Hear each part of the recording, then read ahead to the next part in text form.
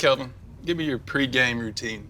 Do the walk in the city, get dressed, get my tape. I'll go out, stretch, warm up. I'll do the upbeat music coming in, and on the field, I'll do like a more calm music, more like R&B. I like to, just calm myself down, go back in, call my dad. I call my dad every time before the game. I'll be it, run out the tunnel, go to my spot I go to every day by the O-line bench. Okay.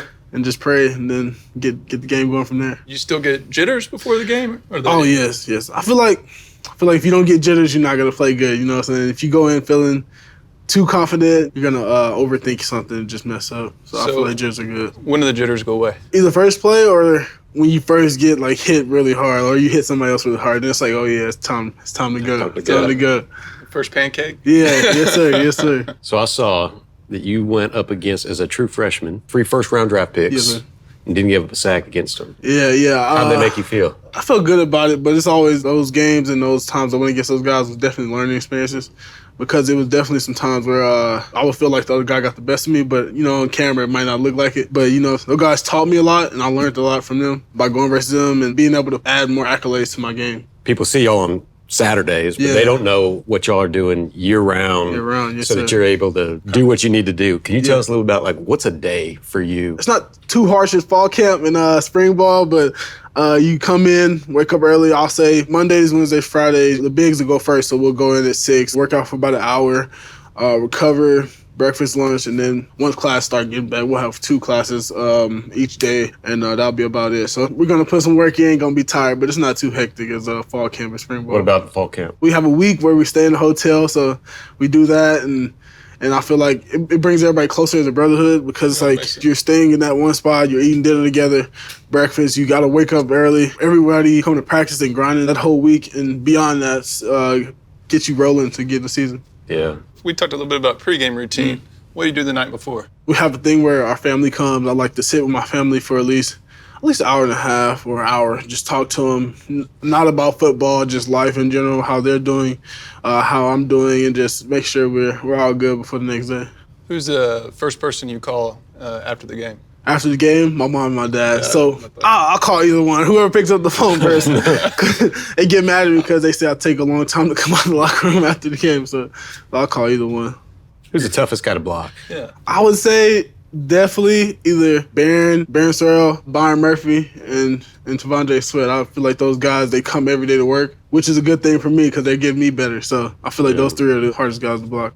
Jason Kurt, how long have you guys been in the firm? We've been partners since August of 2004. It's a long time. And before that, we worked together, too. We both went to University of Texas for undergrad and went to University of Texas for law school. Before y'all go in for a court case, what are some things that y'all like to do? Like y'all asked me, what are some pregame rituals before y'all go in and try to get the job done? My pregame ritual is pretty simple. I turn on Jay-Z, and I get it real loud, and I do a workout, and then I get quiet. Yeah. And I don't like to talk to anybody. Yeah. And I go to the courthouse and I find a quiet spot, and then you start picking a jury. Yes, sir. And then that's when you got to talk. You got to be on your feet. You got to be loud. Well, Jason, what about you? Quiet music. Yep. And then I like to get a quiet place and just kind of think. I like looking over my notes, making sure I got everything right. And then you kind of have those jitters. It's a lot like playing sports. Once you get started and those jitters start going away, and you're like, all right, now it's on. And then you go. And the cool thing about our job is we're helping people. Usually going up against some giant company. They've had something terrible happen to them. They need someone really to protect them, stick up for their rights. And if you believe in your client and you're authentic with the jury, the truth will come out, you know? It's a lot of hard work and preparation. I find that when you just know everything cold, it takes away that anxiousness and you have that confidence. And then when you connect with the jury, again, it's about credibility. Like Jason said, you've got to be yourself. And juries are smart. Like collectively, 12 people, they see everything, right? Mm-hmm. They notice what you're wearing, how you treat your paralegal, how you treat your client. And so if you are prepared and you work hard and you've got a good case and you for a righteous cause, things turn out right. How do you keep level-headed? My main thing is just trying to think about the bigger things. An athlete's favorite line is, I just want to buy my mom a house, do this for my parents, but that's like my main goal.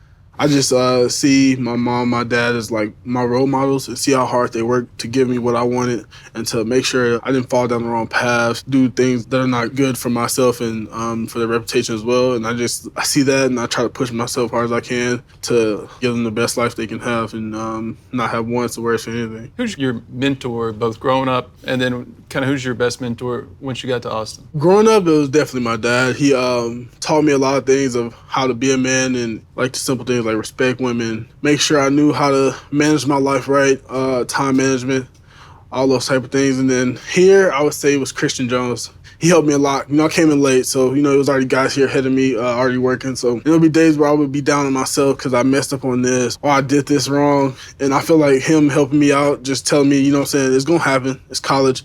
Everybody's here for a reason, and you're not going to always win every rep. So he just stayed on me about being persevering, just make sure I stay focused. 20 years from now, NFL, Pro Football Hall of Fame, all that. But what do you want to do outside of football, you think?